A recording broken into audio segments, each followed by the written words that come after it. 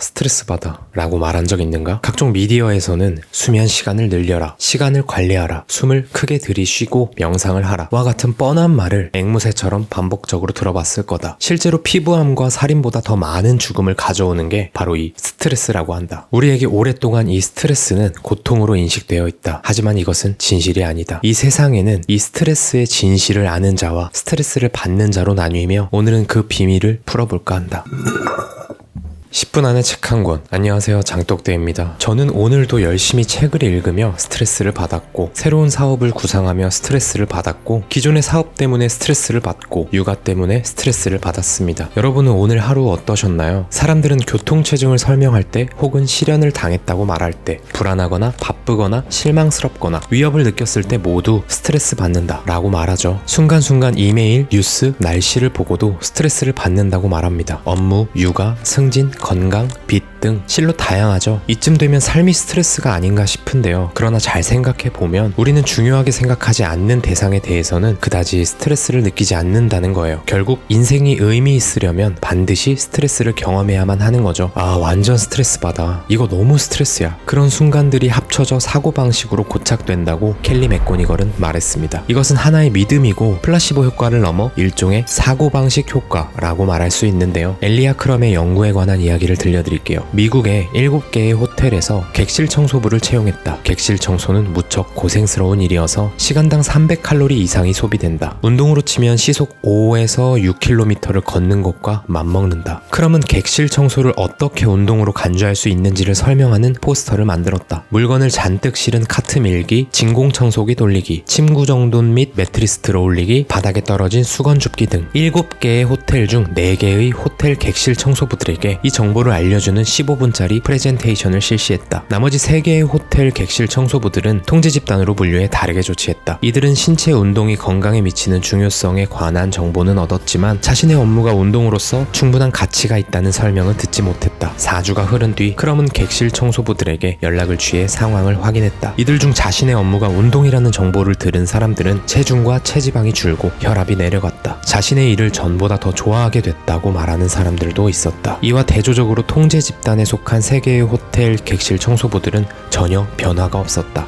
물론 TV를 보며 칼로리를 소비한다고 믿으면 그렇게 될까? 유감이지만 그건 아니다. 크럼이 객실 청소부들에게 전한 정보는 엄연한 사실이었다. 그저 무리가 가는 일을 운동으로서의 가치를 설명했을 뿐이다. 같은 행동에도 어떻게 인식하느냐의 차이가 실제로 신체 반응으로 일어난다는 가설이 적중했다. 또 다른 예로 쉐이크, 시음 연구가 있었다. 금식으로 배가 몹시 고픈 참가자들이 아침 8시에 실험실로 초대되었다. 입안의 호사라는 쉐이크는 620칼로리의 지방 함량 30g이라는 영양 성분 표시와 함께 여러분이 누려야 할 미각적 쾌락이라는 라벨이 붙은 밀크쉐이크를 첫 번째 참가자들에게 주었다. 일주일 뒤 두 번째 방문에서는 건전한 쉐이크로 140칼로리의 무지방이라는 영양 표시와 죄의식 없게 느끼는 만족감이라는 라벨을 붙인 밀크쉐이크를 주었다. 이렇게 쉐이크를 마신 참가자들을 체열해 공복 호르몬이라 알려진 그렐린의 혈액 내 수치 변화를 측정했다. 건전한 쉐이크를 마시면 그렐린 수치가 내려간 반면 입안의 호사를 마시면 그렐린 수치가 급격히 떨어졌다. 그러나 여기서 중요한 사실은 그 라벨은 가짜였고 두 차례 모두 380칼로리의 동일한 밀크쉐이크였다. 생각만으로 위장기관에서 분비되는 호르몬 수치가 실제로 달라진 것이다. 객실 청소부의 실험, 밀크쉐이크의 실험 모두에서 사람들의 인식이 변하면 신체적 반응도 달라진 말도 안 되는 결과가 나온 거죠. 사고방식으로 자리 잡게 되는 믿음은 개인의 선호도나 학습된 사실 또는 지적인 견해를 훨씬 초월한다는 거예요. 이와 같은 사례로 나이듦에 대해 긍정적인 사고방식을 가지면 평균적으로 수명이 8년 정도 연장된다고 합니다. 18세에서 49세의 성인 남녀를 무려 38년 동안 추적한 끝에 노화에 대해 긍정적인 시각을 가진 사람들의 심장마비 위험이 80% 더 낮았다는 사실도 있었어요. 노화를 긍정적으로 바라보는 사람들은 그 위기에 대응하는 거죠. 운동을 규칙적으로 한다거나 의사의 조언을 지키는 등 건강을 관리하는 행동을 주로 했고, 노화를 부정적으로 바라보는 노인들은 건강 개선을 위해 위해 어떤 조치를 취하는 경향이 적었다고 해요. 이들은 공허하거나 절망적이거나 무가치하다고 여기는 것이 긍정적인 사람들에 비해 더 많다는 연구 결과도 있었어요.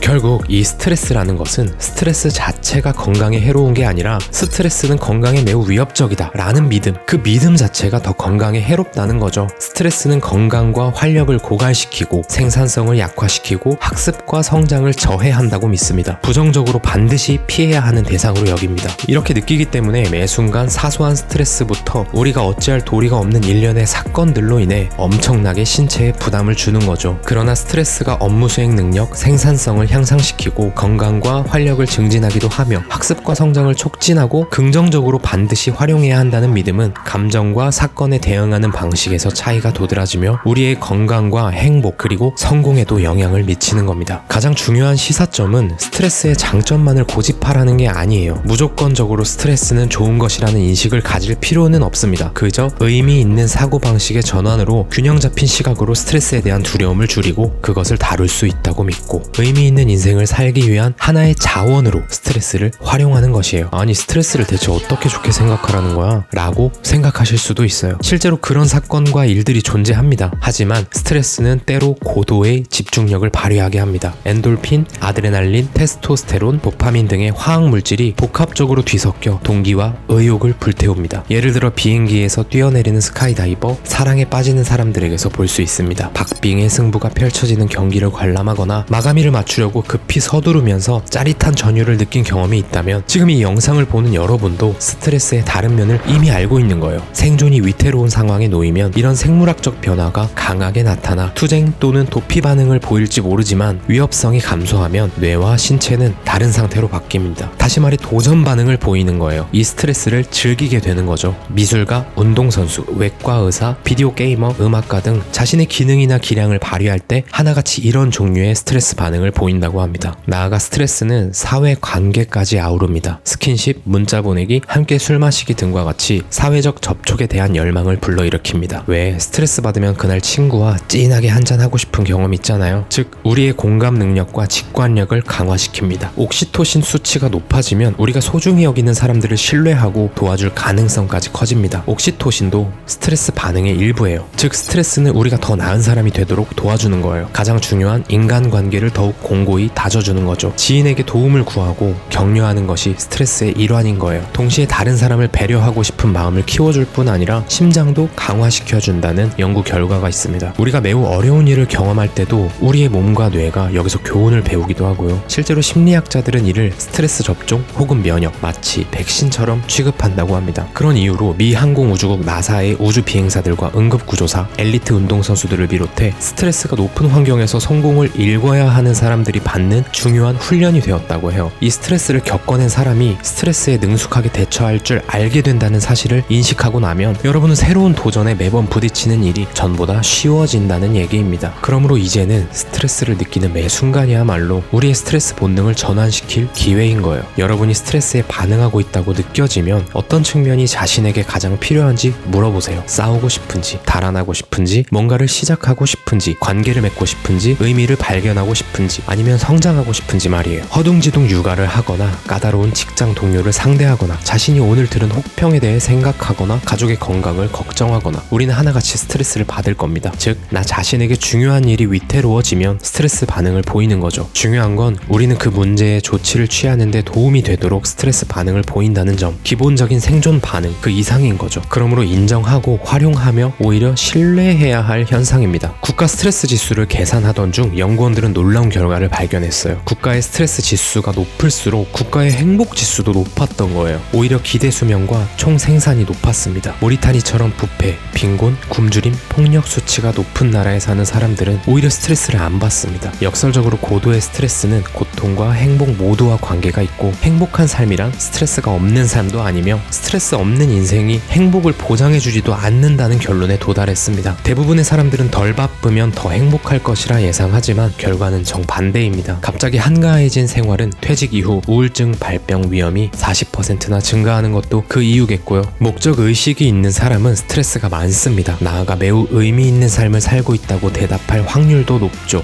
스트레스를 받아들이지 못하면 극단적인 경우 온 세상의 어려움을 혼자 겪고 있다고 확신합니다. 도움을 받을 수 없고 여기서 더 나은 인생은 없다고 믿습니다. 그러나 스트레스를 받아들인다면 대조적으로 고통이 모든 사람의 삶에 자리한다는 사실을 이해하고 더 행복하고 회복력이 더 커지며 삶에 더 만족합니다. 또한 역경에서 의미를 발견할 가능성이 커지는 거예요. 그러니 지칠 가능성도 적겠죠. SNS나 동영상 콘텐츠를 보면 내가 올리는 게시글이나 영상은 항상 행복하고 더없이 풍족한 것만을 골라 올리면서도 남들이 일상이라고 올리는 사치와 자랑에 얼마나 과장하고 있는지는 과소평가합니다. 그러니 고립감과 삶의 불만족으로 이어지겠죠. 자신의 삶이 타인의 삶보다 행복하지 못하다고 믿게 됩니다. 단지 그 한 가지로 고통받는 게 요즘 우리의 삶입니다. 아직도 여전히 스트레스가 해로우신가요? 그렇다면 얼마나 해롭나요? 스트레스 힘의 저자 켈리 맥고니걸의 말로 오늘의 영상 마치겠습니다. 스트레스는 사망 위험을 증가시키지만 목적의식을 가질 때는 예외다. 스트레스는 우울증 위험을 증가시키지만 자신의 어려움에서 장점을 볼 때는 예외다. 스트레스는 몸과 마음을 마비시키지만 자신의 능력을 인식할 때는 예외다. 스트레스는 몸과 마음을 쇠약하게 하지만 그로 인해 업무 수행 능력에 도움이 될 때는 예외다. 스트레스는 이기심을 조장하지만 그로 인해 이타주의가 생길 때는 예외다. 스트레스는 없애는 게 아니라